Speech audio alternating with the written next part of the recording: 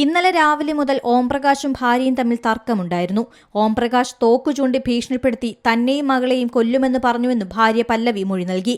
രക്ഷപ്പെടാൻ ഓംപ്രകാശിന്റെ ദേഹത്തേക്ക് മുളകുപൊടി വിതറി വെളിച്ചെണ്ണയൊഴിച്ചു.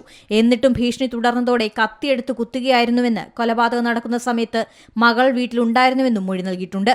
കർണാടക മുൻ പോലീസ് മേധാവി ഓംപ്രകാശിനെ വീട്ടിൽ മരിച്ച നിലയിൽ കണ്ടെത്തുകയായിരുന്നു.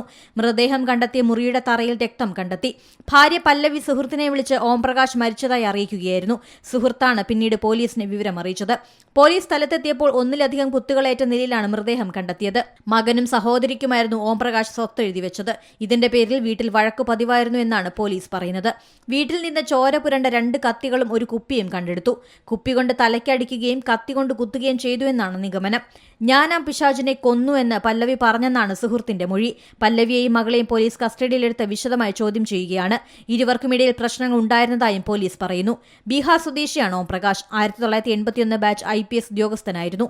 2015 മുതൽ 2017 വരെ കർണാടക പോലീസ് മേധാവിയായിരുന്നു. ബംഗളൂരു HSR ലേഔട്ടിലെ 3 നിലകളുള്ള വീട്ടിലാണ് ഓംപ്രകാശ് താമസിച്ചിരുന്നത്. പോലീസ് മേധാവിയായി സ്ഥാനമേൽക്കുന്നതിന് മുമ്പ് ഓംപ്രകാശ് ഫയർഫോഴ്സ് മേധാവിയുടേതുൾപ്പെടെ സംസ്ഥാനത്തെ പ്രധാന സ്ഥാനങ്ങൾ വഹിച്ചിട്ടുണ്ട്. National desk, C Malayalam news. ഏറ്റവും പുതിയ വാർത്തകളും വിശേഷങ്ങളും വിരൽ തുമ്പിലറിയാൻ സി മലയാളം ന്യൂസ് എല്ലാ ഡിജിറ്റൽ പ്ലാറ്റ്ഫോമുകളിലും ലഭ്യം.